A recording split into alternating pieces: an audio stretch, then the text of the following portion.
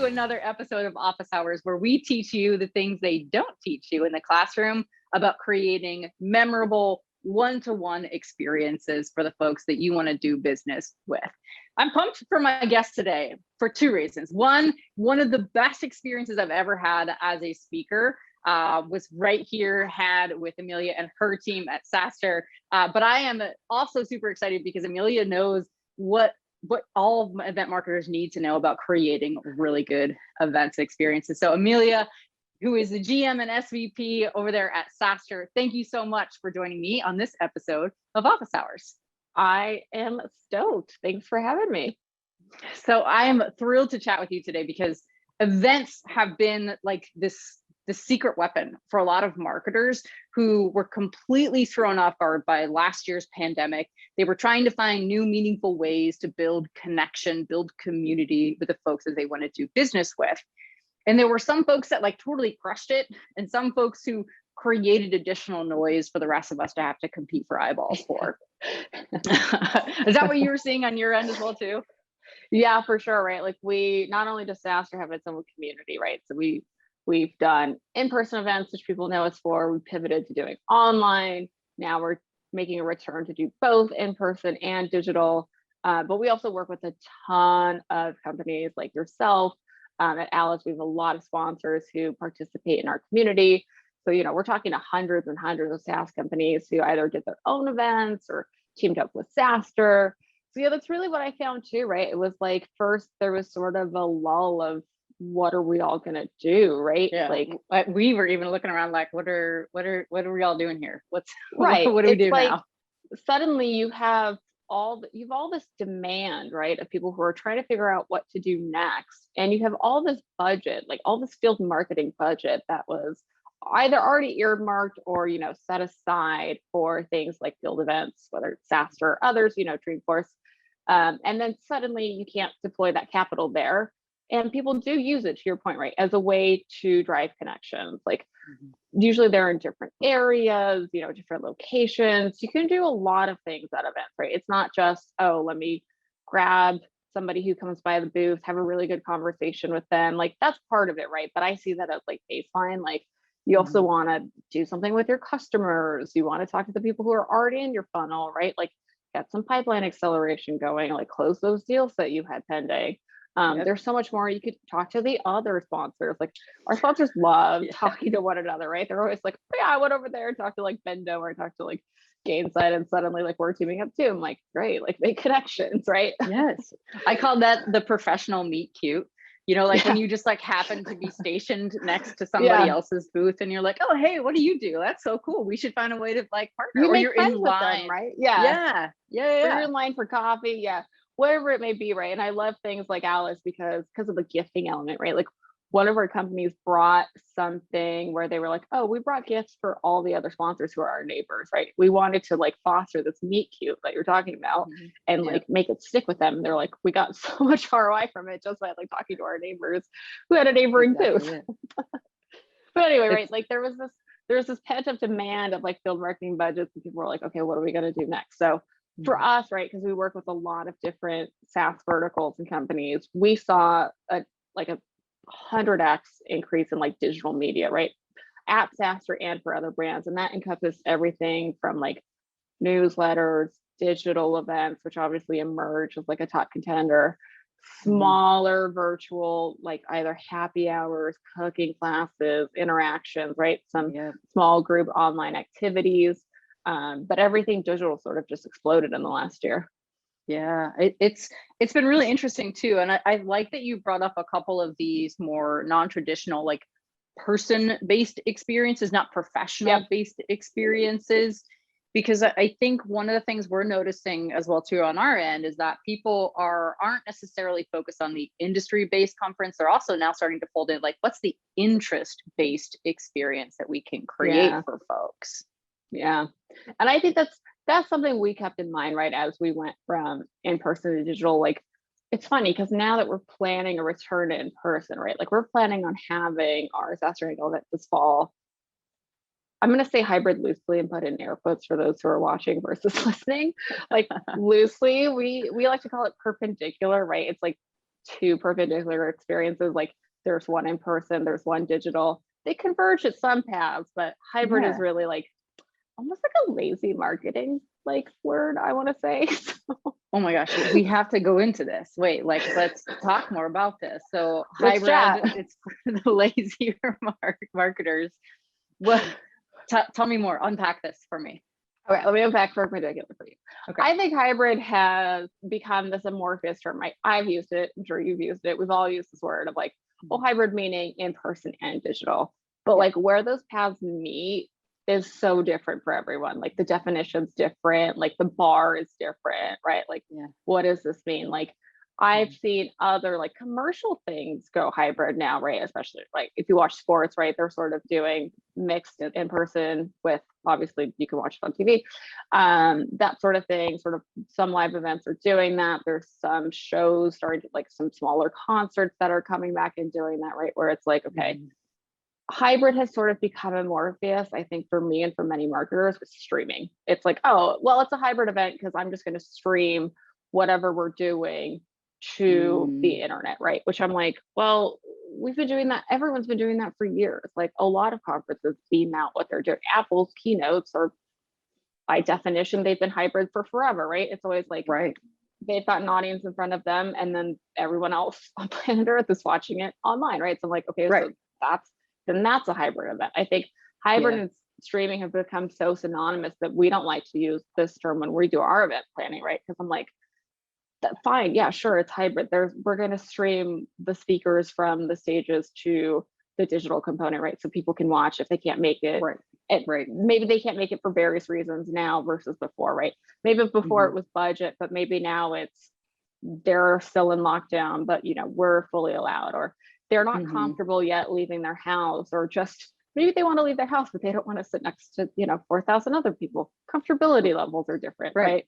So I think that's become sort of a lazy synonym, right, of like hybrid and streaming. So for us, we like to think about it more perpendicular events, right? Like there's a digital component, there's an in-person component. Yes, they're going to meet at certain places, and yes, we're going to stream what we do in person online, but also like we're already planning for a fall event to have one complete digital only day. So like the people who can only tune in and the people who are there, right? Doesn't mean like we won't throw it up on the screen and like have people watch, but I think you need something like this where you think about both experiences. I think otherwise, like it becomes sort of like either just streaming or something sort of in the middle. Whereas I feel like perpendicular is like you want to have a good experience for both parties. Like whether it's an attendee who's just watching it or it's an attendee who's there in person, you want them both to feel like they got, for us, the Saastr experience, right? Like they felt like they were part of the community, whether it was in person and they saw content and speakers and got to ask their question, or it was digital and they tuned in and there was some only digital content and there was some digital networking, right? There's networking at both, which you have to do differently these days. Like that way they feel like they got a good experience. I feel like hybrid sort of becomes this lazy term for streaming where you can get away with just streaming it and that's good enough, right? Where I'm like, that's not good enough. That just means people are watching it, but like if there's no networking for the online audience, if there's nothing exclusive for the online audience, I feel like they're gonna, it's like it's not as good, right? Like you got to make both good. You got to make both really good. So are you going to be so bold as to say that the future state of a field marketing team or an event marketing team is going to have one digital event marketer focused on the digital experience and one in-person event marketer focused, or like a team that's dedicated to both experiences? I think a team dedicated to both, right? Like we have an events team now and our events team has worked on both, but as we're ramping up our scheduled events, right, of like, okay, we have a full schedule of digital events and we're ramping up to a mostly full schedule and then next year a full schedule, right, of in-person events. Like I'm literally hiring, you can look on our website, we're literally hiring for like a head of event ops, which is like, in normal in-person events. And I'm hiring for a head of digital events. Like I'm literally hiring separate people for these things so that they can both deliver on their goals, right? And like obviously there'll be some crossover, there'll be some meeting in the middle, they'll play nicely together. But yeah, I do think it's going to be a separate team for each and then they'll come together. But I think to do both well, you have to, right? Yeah, you have to, because one will end up being the afterthought, right? Like one will end up being something that you're like, and then we'll just kind of like throw them a bone in this experience like that. Right. And that is the surefire way to make sure that people do not have the right experience at your event. Right. Interesting. Speaking of experiences, and you referenced the Saastr experience, and I would be remiss if I did not talk about the experience I had when I got to meet you and your team for the first time as you prepped me for the content. Yeah, it was the first time I met you. It was the first time we met. I was so blown away by how thorough and how well prepped I felt walking away from the conversation. But I think it's because you did not at all compromise. Sorry, my dogs decided to chime in this in this portion of today's meeting. Cody doesn't chime in regularly, but she's really feeling this one concept. Yeah. But the content, that was the key right there. Like, yeah, I have been treated very well at all of the experiences, and people have been so appreciative and so grateful and so helpful and kind, but it was your emphasis on what content is going to make the experience meaningful that really stuck out for me. Like, talk to me about that. How did you come to use that as your due north for creating the attendee experience? It's something where like Saastr has always been known for its content, right? Like in the early days, like Jason, who's Saastr CEO and founder, he started Saastr in person back in 2015, right? So back then it was like bringing folks that he knew or folks that were up and coming at the time, right? Like Stuart Butterfield, David Sachs, which I'm like are all hip. Like if you go back and look at the 2015 website, like it still exists on the internet. I'm like, all the heavy hitters who became out there, the Wayback Machine. Let's all check it out. Wayback Machine. Like all the heavy hitters in SaaS were there, right? And so we sort of synonymously became known for like content, because like year after year, it's like, okay, we brought back heavy hitters. We got all the celebrities of SaaS, if you will. We literally call them SaaS celebrities at Saastr. Like all the celebrities of SaaS like kept coming year after year, right? It really became this place where we became known because not only were they like heavy hitters, but they were being honest, right? They were sharing their playbooks. They were being more open, right? We don't do, one of the rules like you're talking about, right, when you refer to our content planning, is we have a very lengthy like submission guidelines. We have very lengthy like content guidelines, as you now know, right? Like some of the things we have is, we talk formatting plays a role and a part of it, but we have a lot of these guidelines now that we've developed over the years to keep the content really good. And that's how like we sort of became known for content, and like it just ramped up from there. Like everything we did added to the value of our content as a whole. And we just kept like, sometimes it's hard, right? Because you're like, oh, I have to up myself now. Like I gotta keep upping our own game. But because we follow our own guidelines, right? We drink our own tea, sip our own champagne, right? Like we keep ourselves to this higher bar, and we keep trying to continually improve it. So like the process you're going through with Alice is one where it's like, we've worked on that process continually over the last, couple of years with not only the community, but also with sponsors of like, okay, what are the guidelines? How can we distill this down? How can we work with you, right? We make sure that there's no repeats, right? Like, so if Stuart Butterfield is speaking at Saastr and then, going to Dreamforce, we're like, it's got to be different content, right? We don't allow anyone to really do like a roadshow piece where it's like, they're doing Saastr and maybe like, oh, here we go again with this. Yeah. Yep. Exactly.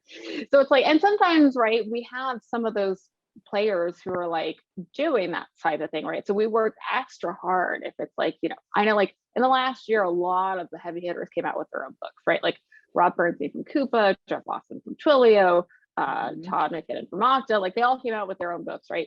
And they're like, oh yeah, we want to promote this out to the Saastr audience. We're like, okay, but you can't come on and do a book tour, right? Like, because you've already done that. And like, imagine being on this side of the fence and telling, Jeff Lawson and his team, like, yes, but no, you stole the thought out of my brain. I would be like, I don't know how I would work up the courage to say like, thanks, but no thanks. Exactly. It's like, it's not a no, but we're like, yes, of course we want Jeff, but Yeah. like, how do I break it to you that like we want to do something original with him? Like, okay, he's obviously talking about like, you know, how to work with developers, but how do we actually put a spin on it that's more Saastr, so it's a new piece of content, right? So like Jeff's a great example where Jason's been doing like these 5 interesting learning pieces on Saastr.com of like 5 interesting learnings about like the top cloud companies. So like we took that and combined it with like what he wanted to talk about in the book and made it like a brand new piece of content, right? So like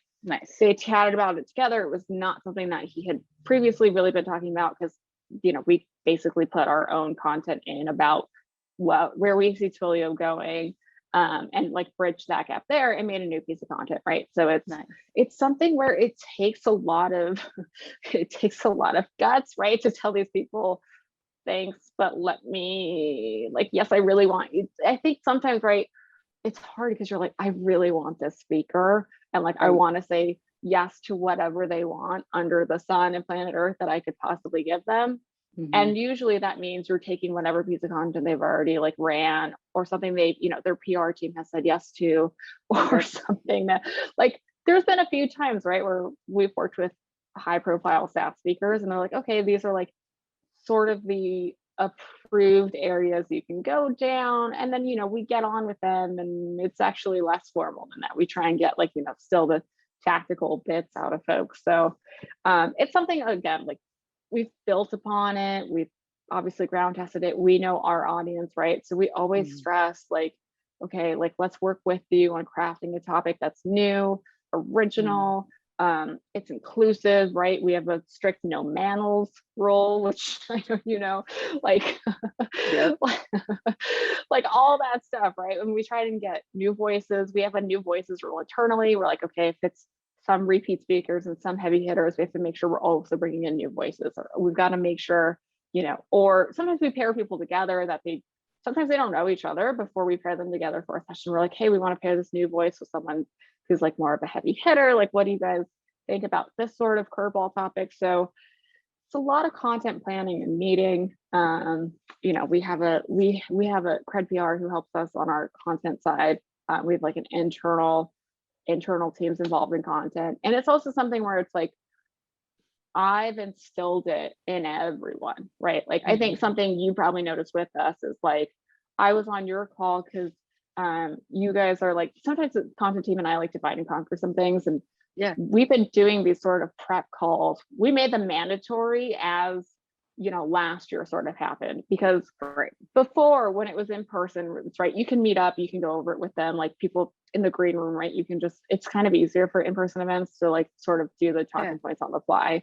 So it was a rule we implemented starting last year and then going forward of like, okay, no, everybody has to do a prep call, right? Like, doesn't matter who you are, doesn't matter what level, like we make sure everybody does the prep call so you feel ready, you understand our audience, you understand what works, you understand the formats, you understand what people want to hear, right? And that all takes time and effort and energy. And I've distilled that down to everyone. Like, content is top of mind for our whole team. Like, the whole sales team knows our content rules and guidelines. Like, our SDR knows the content rules and guidelines, right? Like, our head of finance knows the content rules and guidelines. Like, literally everybody knows them org wide, right? And so I think putting that emphasis on content has really helped us build it out.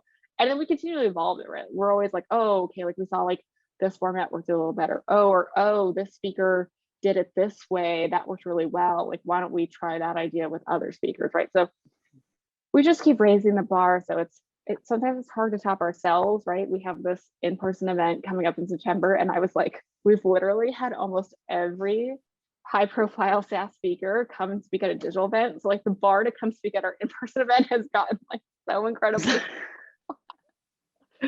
But makes sense, right? Because the hardest part right now, and I think the first point that you brought up about the hybrid events and this part about your cultural norms, about the standards of quality in your content are hitting on two really important things, is that you're not going to take the easy way out, because the easy way out is a surefire way to create a subpar experience for everyone, for the attendees, for your sponsors, and for your own team as well. And it's especially with access to now that people really tapped into digital, like everybody and their mother has a podcast, myself included now, obviously. And so digital content has just exploded in the last year. As we've been staring at the same four walls for 365 plus days. And so it's the teams that focus on that quality and keep themselves disciplined around the markers of quality, especially quality for their audiences. Those are the teams that are winning on the experiences. Those are the teams that keep getting people to come back year after year after year, or multiple times throughout the year to the events. And I think the word you used earlier was lazy, but like, yeah, like you can tell the difference between a team who's taking the easy way out, the faster way out, versus the harder work being invested, but the much higher quality output on the other side. Right. And it's sometimes it's hard, right? Like, I don't want to say that, like, I don't want to bucket and give the wrong impression that, like, oh, if you're a lazy marketer, that's why you're not winning. Like, you could just work like 10x harder. Like, it is working 10x harder, but it's also like, you know, to what I just mentioned, it's just distilling that down across the entire org. So like everybody gets why content needs to be this good, or why experiences need to be so good, right? It's like, if one person has buy-in, sure, I'm sure you can make one really good event, right? And be like, wow, blows everyone out of the water. And then sort of revert back to just like, okay, spooling up a, you know, webinar or whatever it is, and calling it a day. So I think pushing yourself to be in it's tough, right? Like, there's no perfect events platform out there for digital events. There's no perfect way to get the recording right. Like, there's dogs, there's babies, there's kids, there's lighting issues. There's sometimes we've literally had speakers drop off in the middle of their session because their internet went out, right? It's like there's all these other like being live factors that can go wrong, right? And I think I'm not a fan of pre-recording content either, like, you know, in this day and age. I think especially now in the middle of a pre-recorded content, it's fine, don't worry about it. We'll just like move on from it and pretend like this. But for like a live event, right? Yeah, I get it. I'm kidding. Yeah, for like a live event, like, I just think it's hard to foster really great engagement if, like, you know, there's no chance for the audience to engage, or there's no chance for people to ask questions, or for people to interact with one another. Like, one thing we've become fans of is we use Zoom for like a lot of the speakers, because obviously it's hard when you have the scale that we do, right, to like teach hundreds of speakers a year to use a different product than something they're already used to. Like, sometimes sometimes it will turn a yes into a no if the tech becomes way too complicated, right? So we try and keep it simple too, from that sort of production experience. So we use Zoom, and then we pipe it to different places, right? We've piped it to different event platforms. We've piped it out for live streaming. But something we've become a fan of is like, Zoom, instead of doing a webinar, we'll actually just do Zoom has this large meeting feature where you can actually, like, you can let the speakers in first, you know, we get them all prepped, and then you can actually let the audience in. Like, you let them in, they can see them, they literally turn on their cameras and ask their questions. They like will be like, oh, that's such a great point. Like, what about this for my company, right? It's like, it's kind of like you're doing a small group thing. I was just going to say, like, even admitting people into a room, it's just like going to the massive conference halls while everybody's like waiting anxiously outside so they can get the best seat to sit in front of the moderator or the speaker. And it's so funny too, that the amount of times we've had like audience members be like, oh, I know that person, or like the speaker be like, oh, I know this guy. It's like it's a plant in the audience. It's really not. It's unplanned, right? But like on so many of our sessions, it's like they know the audience members start to know each other, or they see the same person like you would in IRL, right? Like, you see the same person in a session, you're like, hey, what are you up to? I've seen you here like all day here. Exactly. Those professional meet cutes. That's what I'm talking about. They happen all the time. I totally get it. I get it. I totally get it. And I think, so my team, if they're listening to this, are going to roll their eyes, but like, my life philosophy is work smarter, not harder, right? And so what you've also just described is, you talked about your team's cultural norms around like content is king and the experience is king or queen. And so those are the two things that you'll always prioritize. And then not making the experience difficult or cumbersome for people who are helping to join forces with you. And if that means using Zoom and the tool that is not known necessarily for its massive digital event experience. Right. But if you can then engineer an experience layer on top of that, so that your speakers just have something that's comfortable, that's normal, that's just the run of the mill for them, so they don't have to be stressed. Like, again, those tiny details make a big impact on the experience. Yeah, it really does, right? It's like something you said that we always try and innovate on is, right, like, okay, where's our audience now? Like, where are they going? Where do we think they're gonna be, right? Like, where do we think events are going? Where do we think they're gonna be?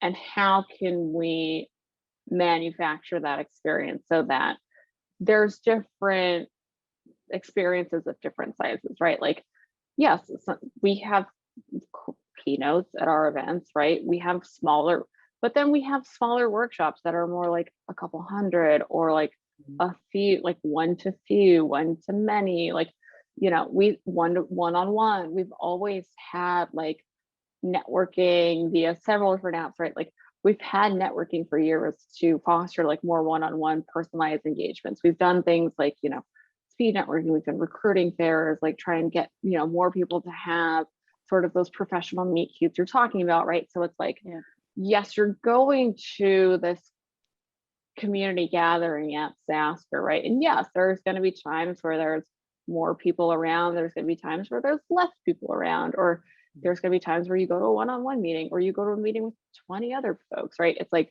we try and just think about making sure that as an attendee, whether it's in person or it's digital, you feel like you've gotten all three of those at some point, right? Like, not just, oh, I only had one-on-one meetings, or I only had small group, or I only had one to many, right? We try and manufacture it so that it's really, the attendees can pick their own adventure, but like, if they wanted to, right, they can have each of those experience and curate it the way they want to, so that they could get the most out of it. Like, if they're hiring, we have we do like these job boards things where, we facilitate some of that in our networking app so that people can to interviews. Like, people have literally hired people at Saastr, or people have gotten funded at Saastr. Like, they did a bunch of VC meetings, right? I'm like, you really pick your own adventure, and like, whatever your goal is, probably achieve it, because it's like 3 days and thousands of people. You can meet the right person, right? I know for some folks, right, it feels intimidating, especially going from being in the same home to like being back in that sort of community environment. But I do think, people are gonna want it. I do think people are gonna want both, right? Like, tying back to sort of what we were chatting about earlier, I do think the future of events is really both. And it's really crafting these great experiences for both audiences, right? And making sure that they have those connections, and that those connections get fostered continually, right? Like, some of the magic of Saastr is like, some of the folks who have gotten funding have come in back and spoke, or some folks who have like, moved companies but are still within like the Saastr ecosystem have come back and spoken, or come back and sponsored, or come back and participated in some sort of way, right? Or like become a mentor to someone else in the Saastr community, right? I think that sort of stuff will sort of, there's always been that need for it, right? So it's not anything that's going to go away. It's just nailing the format and pushing your teams, right, to really think about how to do those engagements, and just holding yourself to it, right? Whether it's via content or an experience or networking or whatever it is, it's like, it's just such a high bar. Sometimes it's hard, don't get me wrong. I'm like, okay, how are we gonna I could take the easy way out here and just say yes, exactly. But instead I gotta say no, because we know that that is going to make the experience that much better. Right. So it's, we always try and like role play of scenarios. Okay, if I'm this kind of attendee, or if I'm this kind of SaaS company, or if I'm at this company stage, or if I'm at this level professionally, like, what are some of the experiences I'm going to want? So I feel like I got something out of it, and then I'll want to come back and like continually be a part of this. Yeah. I mean, it sounds to me as you're describing this that like you've gone back to basics in marketing, which is know your audience, right? Exactly. Like, know your go to audience. where they are. Yeah, man, meet them where they are, right? Like, create experiences and have empathy for them as they go through this experience, and always be thinking and seeing the world through their lens and through their view, and not starting with the self. Yeah. I mean, and a lot of that's true sometimes too, right? Like I have to do that a lot because not all the content at Saastr is for someone like myself, right? Like Mhm. I came up via marketing, although now I'm more of like a GM, so I wear a lot of hats, right? So it's like in the early days when I first started, like I was doing like just marketing, and I was like, well, this content is not for someone such as it's more like CEO, founder focus, revenue leaders, VPs of marketing. I was like, I'm not a VP at the time. I was like, how do I get through to these folks when like I'm not personally like attached to what I'm seeing and what we're producing. So Yep. it is like, understanding your audience and talking to them, understanding what makes them tick, like why they get up in the middle of the night, like what drives them, right? And like where they are. Like one of the things we've done in the last year is like, yeah, to the point of simplicity of using Zoom, we pipe Zoom into many other layers, right? It's like we do lives, we've done things with like Restream, we've put it into like different live streaming platforms. But it's because like our audience is already on social media, right? Like they're already on their phones, they're already on Right. their community tools, right? It's like, why would you force them to go through like a more traditional virtual events platform if they don't want to, right? Not that we don't have, Right. we've done that experience too. We've done that Mhm. too, but like the last event we just had, Saastr Build, like we did it all the ways, right? Which pisses any virtual event platform off because they're like, we're using us and you're live streaming and you're streaming to YouTube. I'm like, well, our audience is there, right? And like, yes, 100%. we have thousands of people who sign up for the event formally and like sign into these platforms because they want that experience. They like the networking component layer, right? They like Yeah. having it all in one place. But the majority of our audience doesn't do that. They just want to watch it on social because they can watch it on their phone, they can watch it on the background, they don't have to sign into anything, they don't have to worry about their Zoom password. Like I'm like, yeah, we're gonna do both, which I'm like there ever there is continually frustrated by this, right? Where again, it's like to the point you just have to stick to like what is your core value? Like is it content? Is it going to where your audience is? And like, yeah, but any vendor is gonna be a little peeved at you, but like just do it anyway because you know your audience, right? And like Right. at the end of the day, it'll actually be better because more of your audience will be like, oh, there's a networking component. And you're like, yeah, but you sort of have to sign in to do some networking. Like at that point, you do have to sign in, right? Right. It's like, There's a trade-off there, right? here's a trade-off. A And small people one, are but okay with a that. trade-off. Yeah. A small one, but a trade-off, right? So it's like understanding that like we still do all these things. And sometimes we do multiple things, or sometimes, I can't even tell you how many times for an in-person event, our events agency is like, well, why do you do it this way? Or why do you do it that way? I'm like, because people are different. Yeah. I mean, it's just simple, right? Like it's just Right. humans are hardwired this way. And that's where I find a lot of folks are, there's that saying, if you build it, they will come. But Yeah. that's not the case for events. Like you could build the best experience possible by your own definition of the best experience Right. possible. But what matters is your attendees' experience Right. and making sure that that is what you built. And then they will come.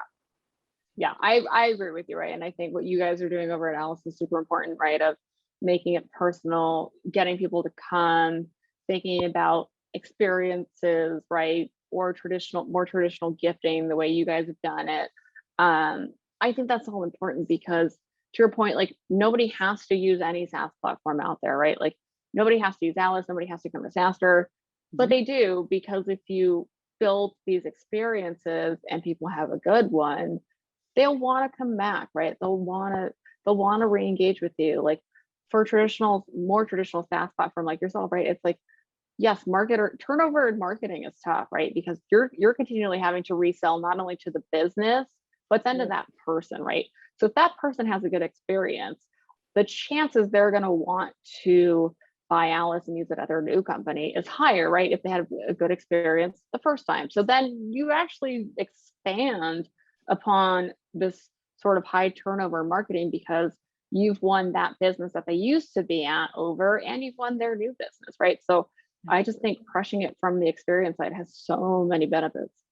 Well, and as you said earlier too, you have speakers who attend Saastr year over year over year, Yeah, expecting to be speakers, and they level up their game year after year after year. exactly. So that flywheel effect comes in Yeah, for speakers and attendees. It comes in for folks who are thinking about their business in that way to then just yeah, build better momentum.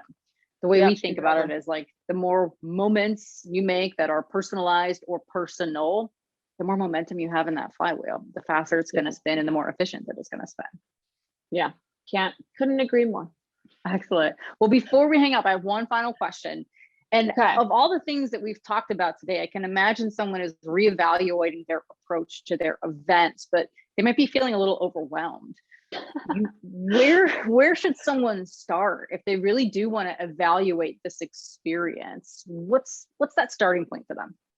Yeah, that's a good question, right? Like, I think that's a great final question, but just a great question overall. It can be overwhelming sometimes, right? Like sometimes we have meetings that I'm like, that was a tough one. And sometimes, I I get on as many speakers and content calls as I can because I like to hear, right, what it's not that the team really gets me on all these speaker calls. Like they can figure they've been here long enough where like I said, right, everybody knows sort of the bar for content, so they've all gotten well versed on it, right? So I'm like, Mhm. they don't really need me to come reinforce that, but like I can. But sometimes, right, people come and they don't have a topic ready, or they want to do something that's a repeat, or they want to do something that's too commercialized. Right. So it's like, how do you delicately say no to these folks? Like, and how do you stick to that? And where do you start? Right. It does get overwhelming sometimes. If you're like, okay, like this day I had a day of all bad content calls, and this day I had a day of all good content calls, right? Like Mhm. it can be tough, or because there's not the perfect events platform out there, and because it's hard, because there's so many events out there now, right? Like there's so many podcasts and events and everything, there's a lot out there. It's like, how do I make sure mine sticks out, right? And it's, I think, we did ourselves a service in formalizing all of this, right? Like it's not like we did a V2 mom, like I don't really love those, but we wrote out our content guidelines, and they're our Bible, right? And like we update our Bible of, okay, here's our speaker content and guidelines. Here's what we consider a great piece of content. Here's what we consider a bad piece of content. Like, let's start there, right? Like, however you do it, maybe you're a fan of V2 moms, like, no, if you write it out in Notion, whatever it is, right? I think if you write it out of not only where you are, but where you want to be, right? Of like, okay, like this is where we are today, but this is actually where I want to be. That will help you with your North Star to plan everything else, right? This is what I do when, I've been interviewing a lot of events professionals, a lot of marketing. We're hiring like crazy at Saastr. Um, and they're always like, oh, well, like, what's your North Star? And I'm like, well, it's either this or it's that for marketing. Like for marketing, right? I'm like, marketing is a KPI. That's our North Star. Yeah. Events, right? I'm like, event content has a North Star. It has a KPI, right? Like it's a little harder to quantify, but we have a KPI that's, I sort of referenced it a little earlier of like percentage of new voices, percentage of inclusion, different types of titles, is not just like founders, but also like VPs who are in the trenches, up and comers, right? Like we look at content diversity between like how much founder content is there, how much marketing content is there, how much sales content is there. Like people love sales content on Saastr, right? So I'm like pushing my own VP of sales to do more sales content, right? I'm like, we always try and make like engineering content has really blown up over the last year. Like we always try and make sure like, okay, like these are our metrics, this is where we are, this is where we want to get out for our KPIs and our North Stars, and then we start there. Like honestly, it seems hard and it could seem overwhelming, but if you have a metric or a North Star or KPI for every section, right, you can't have too many because then there's like conflicting goals. But I think, if content has one, the content team knows what they're working towards. Sales has one, sales knows what they're working towards. Marketing has one, marketing has a revenue commit. I'm like, they know what they're working towards, right? I'm like, everybody has either a number in some format that they're working towards, and that helps distill and inform all your other decisions. Because if you're like, oh, what am I doing today? Okay, I'm doing this. Oh, that actually doesn't help this goal I'm trying to hit, this number I'm trying to hit. It doesn't help me Yeah. increase it. It doesn't help me, you know, then you're gonna be like, oh, then I probably shouldn't be doing this, right? So that can help with the overwhelmingness and like of a lot of spreadsheets, right? But I think distilling it into like simple KPIs is really what I found to work across many different scenarios. It's like just spreadsheet it out for yourself of like, this is the goal I want to hit. Here's how I think we could get there, and you'll do it, right? It will help you. Yeah. So just having clear, focused goals. And I think the word you used earlier was core values, and then knowing what those core values are to support the execution of those goals. Without those two things, the experience is going to be lackluster, and that flywheel effect will end up just turning into just one flat line. Agreed. Yeah. Excellent. Amelia, I just want to thank you so much for your time, for your energy, for your thoughtfulness. If folks want to learn more about you, learn more about Saastr, want to like pick your brain on more of marketing events and running an event, especially as large as Saastr, how can they find you? You know, I'm quite easy to find. I'm on LinkedIn. You guys can DM me, or you can feel free to email me. I feel like everyone on planet Earth has my email, but I do try and read every email. I'm just amelia@saastrinc.com. I try, you know, the best way I would say is to come to a Saastr event, whether it's in person or digitally. I always try and make time to chat with folks there. And I try not to be so behind the scenes at our events, so I can meet all of you, see if you'd be a good speaker for something. So yeah, that's the best way. Always be closing, I think, is also part of your DNA too. So we're gonna get to close more speakers, close more attendees. I love it, Amelia. Well, thank you again so much for spending time with me here on Office Hours. It was such a great conversation, very enlightening and very invigorating too. I can't wait to get to partner with you more. Same. Excellent. Thank you.